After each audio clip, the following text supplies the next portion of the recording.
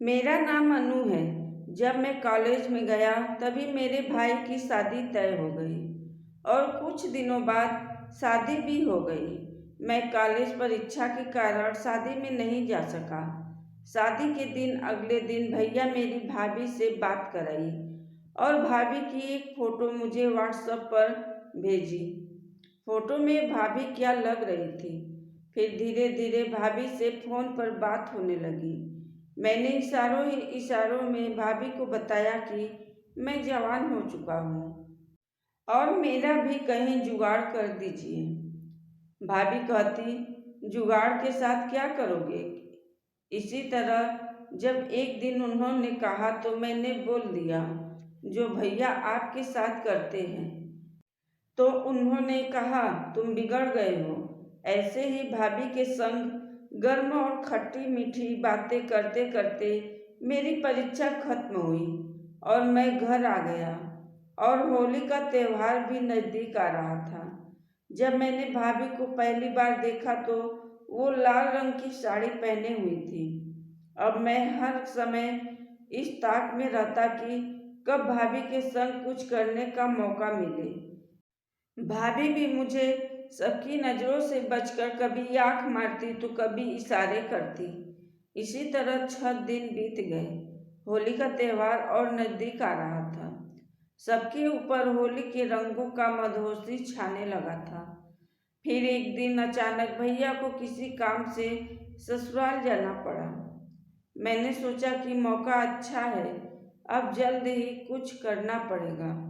फिर मैंने जल्दी से भोजन करके बाहर निकल गया और भाभी से बोला, भाभी आप भी खाना खा लो, मैं आपके लिए एक मगही पान लेकर आ रहा हूँ। अब मैं इतना कहते हुए निकल गया। जब तक मैं बाजार से लौटा तो भाभी बैठकर टीवी देख रही थी। तो मैं उनके पीछे से एक पुड़िया सूखा रंग उनके सर में डाल दिया और भाभी को पता भी नहीं चला। फिर मैंने जो पान उनके लिए लाया था उसमें भी रंग मिला दिया था। अब मैं भाभी को पान खिलाकर सोने चला गया। सुबह भैया भी ससुराल से लौटे तो उनके साथ एक 18-19 साल की एक लड़की साथ में थी। वह तो हूर की परी लग रही थी। मैंने कहा, भैया कौन है ये मोहतरमा? भैया बोले, ये तुम्हारी भाभी की बहन अंजू है। अभी भाभी नहा धोकर बाथरूम से निकली। उनको देखकर हम तीनों जोर जोर से हंसने लगे। भाभी बोली, क्या हुआ है? वह अपने आप को इधर उधर देखने लगी। तब उनको एहसास हुआ कि लगता है कि चेहरे पर कुछ लगा है। फिर जब वह आईना में अपने आप को देखी तो वो बोली, ये कारनामा अन्नू का है। मैंने कहा, भाभी मेरे हाथों को देख लो, कोई रंग नहीं लगा है, आप हमें कैसे कह सकती हैं? तो हमें ये रंग कैसे लगा? मैंने कहा, हो सकता है आप हमसे छुपकर किसी के साथ होली खेली हो। भाभी बड़े तीखे स्वर में बोली, अन्नू कुछ भी मत बोलो, मैं यहाँ तो किसी को जानती भी नहीं और तुम तो कल घर में ही थे, मैं तो बाहर भी नहीं गई थी। मैंने कहा, फिर ये रंग आया कहाँ से? तभी भैया बोले, तुम परेशान मत हो, मैं जानता हूँ ये रंग कहाँ से आया है। फिर भैया ने सारी बात बता दिया, क्योंकि मैं ऐसा पहले भी कर चुका था। भैया जानते थे। तब भैया ने कहा, अन्नू ने तुम्हें कुछ लाकर दिया था खाने के लिए? भाभी बोली, हाँ, कल रात को पान लेकर आया था, बस उसी समय ये कांड हुआ होगा। फिर भाभी बोली, अन्नू तुम बहुत खुरापाती हो गए हो, तुम्हारे लिए भी अब कुछ सोचना होगा। भाभी मैं भी आपसे यही कह रहा हूँ, मेरे बारे में भी कुछ सोचिए। फिर सब लोग भोजन करने के लिए एक साथ बैठे तो मैं बोला, अंजू तुम इस समय क्या कर रही हो? अंजू बोली, खाना खा रहे हैं, और क्या? सब हंसने लगे। मुझे लगा जैसे मैं बेवकूफ़ बन गया।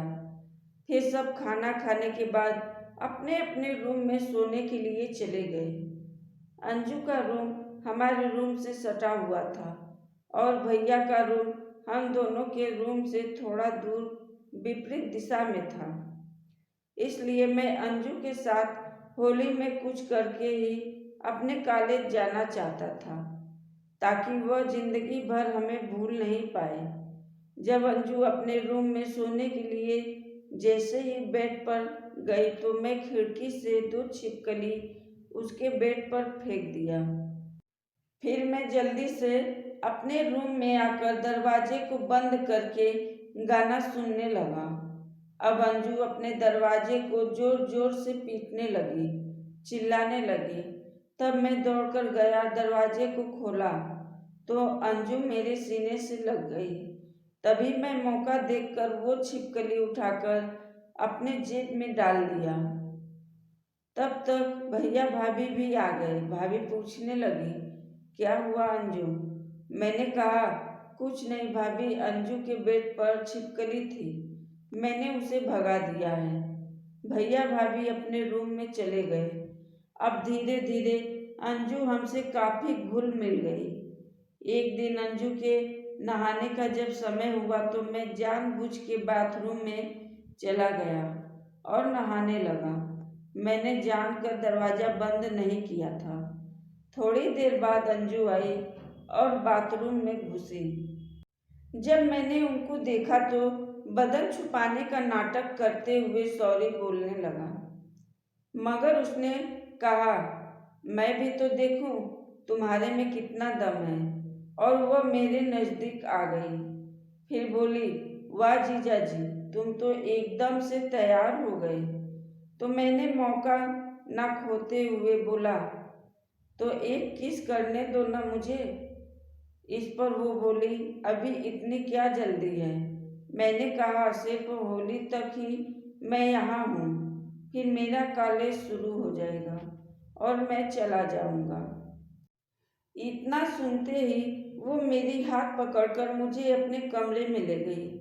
अंदर जाने के साथ मैं उसे एक किस किया था। तभी भाभी ने आवाज़ दिया, फिर मैं अपने रूम में चला गया। अब हम दोनों के प्यार का सिलसिला शुरू हो गया। मैं होली तक घर पर था, सबके साथ खूब मटर गश्ती किया। अब मैं भाभी से कम और अंजू से ज़्यादा बातें करता हूँ, लेकिन हम दोनों के प्यार का पता भाभी को चल चुका था और उनकी तरफ से हाँ है। दोस्तों, अगर आपको हमारी कहानी पसंद आए तो हमारे चैनल को सब्सक्राइब, लाइक व शेयर जरूर करें। धन्यवाद।